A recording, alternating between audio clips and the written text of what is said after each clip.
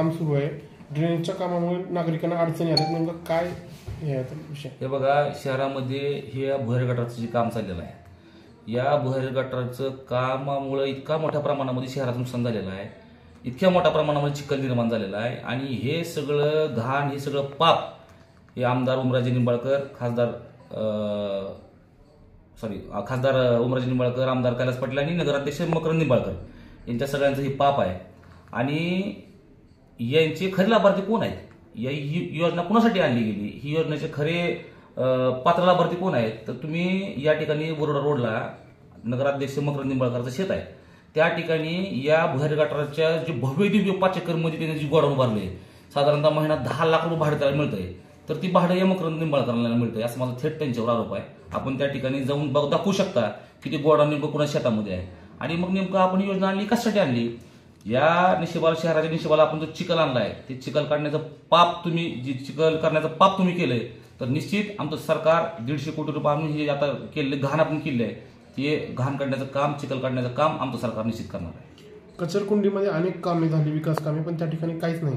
हे बघा, भुयारी आमच्या कचराकुंडीचं म्हणतात ना आपण, कचराकुंडीमध्ये जे काम झालं ना, ते पूर्ण चुकीच्या पद्धतीनं आणि भ्रष्टाचार पद्धतीने झालं. त्यामध्ये तत्कालीन आपले मुख्याधिकारी हरिकला निलगटे असतील आणि मकरंदराज निंबाळकर नगराध्यक्ष असतील, या दोघांच्या सह्याने ती बिलं गेलेली आहेत. ज्यांनी त्या ठिकाणची कसल्या प्रकारचं काम न करता थेट बोगस बिलं उचलली.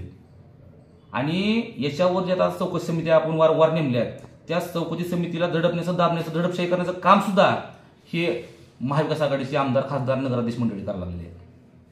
कुठल्या कुठल्या कामाला स्थगिती दिली असं ते म्हणतात? बघा, कुठल्याही कामाला स्थगिती नाहीये. सगळं खोटं बोल, पण रेटून बोल, चुकीचा आणि खोटा निरोप सेट करायचं काम या ठिकाणी आमदार करायला लागलेले आहेत. मला त्यांना सांगायचंय, आपण कुठल्या कामाला स्थगिती आम्हाला दाखवावं. त्या ठिकाणी 108 कामाची ती स्थगिती जे बोलतायत, तर 108 पैकी साधारणतः 88 कामं प्रगतीपथावर आहेत.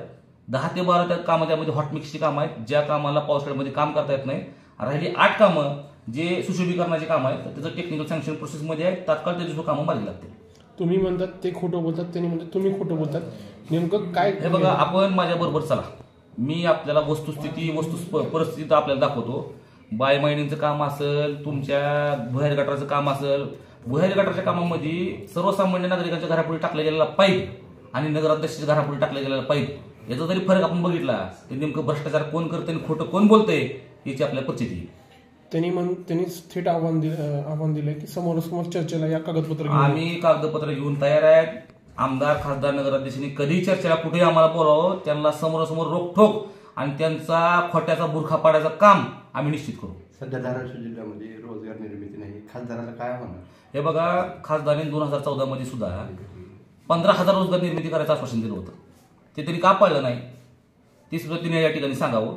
आणि पुढे आपण काय काम करणार आहात, फक्त आरोप आपण करणार आहात का, या जिल्ह्याच्या विकासासाठी आपण काय बोलणार आहात का, काय करणार आहात का, हे पण आपण जनतेला सांगा.